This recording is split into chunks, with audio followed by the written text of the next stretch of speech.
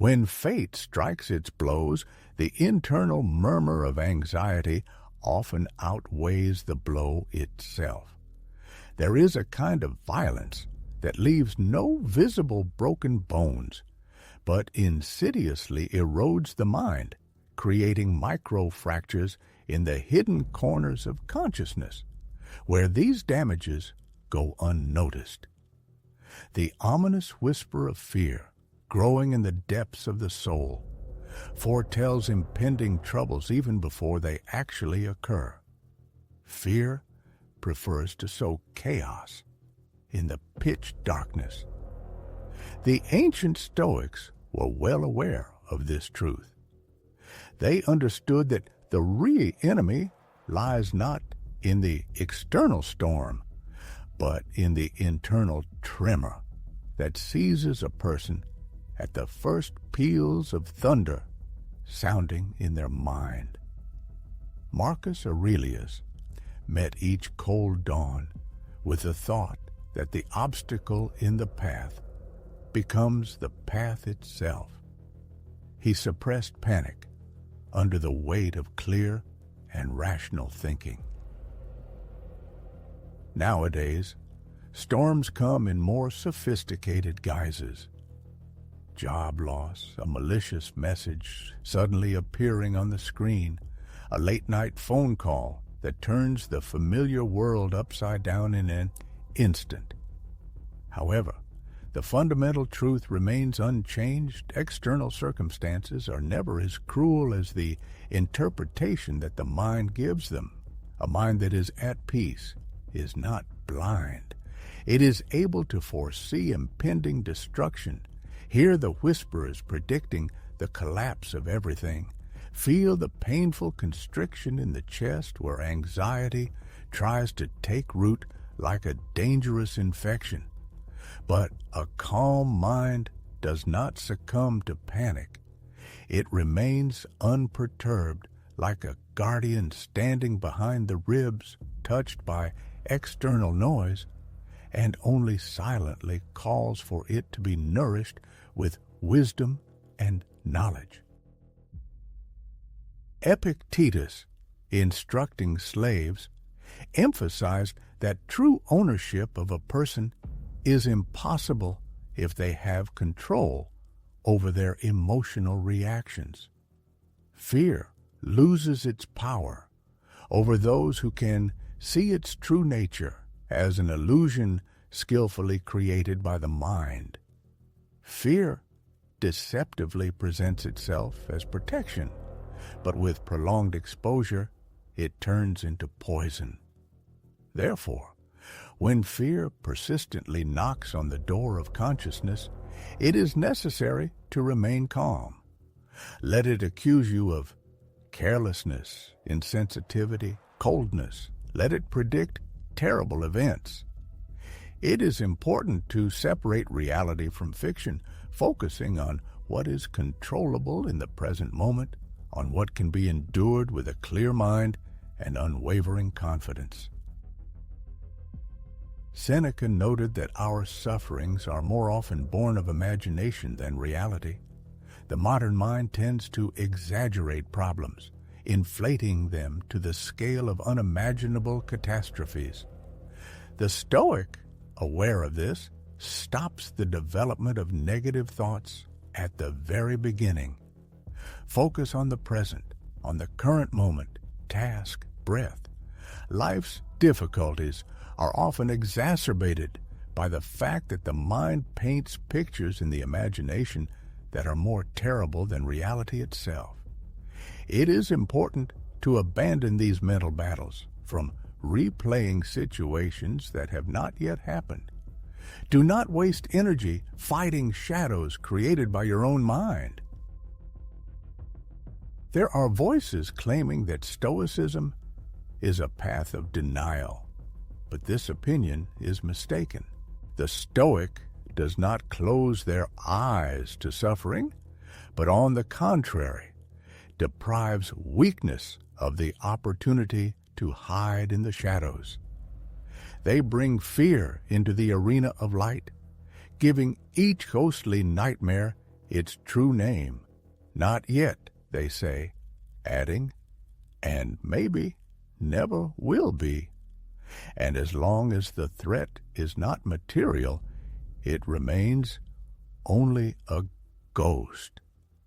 A calm mind is not insensitivity. It feels the pain of wounds, but decides for itself where to shed blood. It feels the bitterness of defeat, but does not brand it with poison, but sees in it only confirmation of the value of what is being tested. Comparison is another enemy of tranquility. An envious glance notes someone else's success against the background of one's own failures, someone else's joy against the background of one's own pain. But Marcus Aurelius reminded itself daily, do not waste time arguing about what a virtuous person should be, but become one. Thus he remained true to himself, not exchanging peace of mind for a cheap spark of envy. Peace of mind is the fruit of constant return to simple but important truths. You need to control what is controllable and let go of what will not bow before anxiety. Each attack should be turned into a lesson, each blow of fate into a test of the resilience with which a person is able to stand when the ground slips away from under the feet of those weaker in spirit. In life's trials, many fail because they are accustomed to thinking that peace is something self-evident, the result of favorable circumstances and the goodwill of others. However, an adherent of Stoic philosophy realizes that true peace is born within, in moments of self-discipline and acceptance of the inevitability of being. They understand that the predetermined will come true, and the valuable will remain, and nothing is able to disturb the mind without its consent. Therefore, when fate strikes, it is necessary to keep a deep breath in response to its furious roar. Silence should be maintained. Even if life circumstances burst into your life, they should find you in a state of inner integrity and readiness. A person whose fears do not exceed the force of the blow is worthy of triumph. A mind that remains calm strengthens the body, and in the end, the world fears only the soul that it cannot shake with its chaos. Storms lose their power before those who do not bow before their onslaught. Disorder retreats before those who do not understand its language. It is important to realize that calmness is not the absence of struggle, but the ability to control it. It is the ability to stand in the fire and realize that you are not burning until you succumb to panic. Calmness is allowing pain to knock, but never giving it the keys to your essence. In moments of life's trials, when fate strikes a crushing blow, it is necessary to maintain steadfastness of spirit. The blow should be perceived only as a physical impact, and the surrounding noise as just a sound background. Everything else, inner strength and determination, is under the control of the person, either to preserve them or to waste them. It is important to pay less attention to potential failures and not dwell on past losses. You should remain steadfast among the wreckage, like a stone that the hurricane could not move from its place. A mind that maintains clarity and firmness in difficult times becomes the last stronghold of invincibility. Let this inner strength be sufficient support. Let it be everything necessary.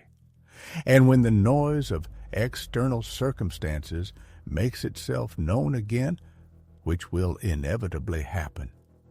Remember the inner silence, the silence that no storm can reach.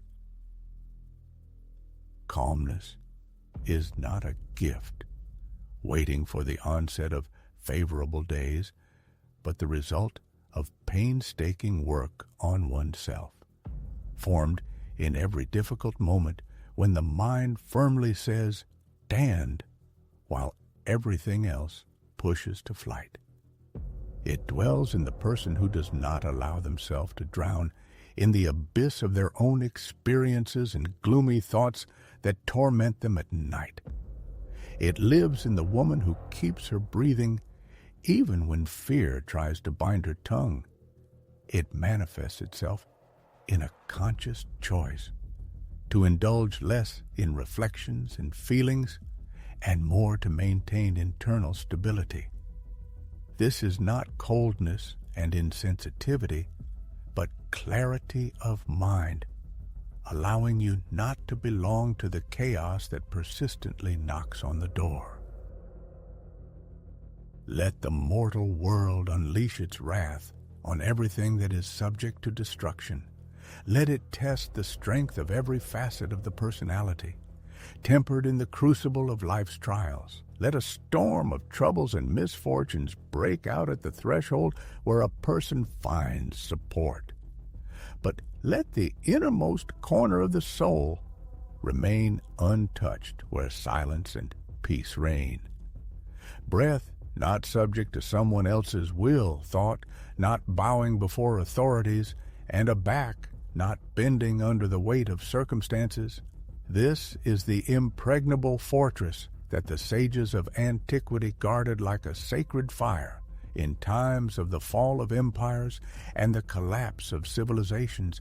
It was this imperturbable calmness that helped them survive betrayals, chaos, hunger, and the premonition of the imminent end. Let a person take refuge in it when sleep flees, when the islands of safety they once trusted disappear. Let them remain true to this calmness when anger is ready to burst out and fear binds the heart with icy shackles. In this, there are no pompous speeches, no enthusiastic witnesses, no royal regalia, only the priceless freedom to own one's mind when everything else seems shaky and unreliable. Let this become the refuge to which a person returns after each crushing blow of fate, finding the strength to stand and continue on their way.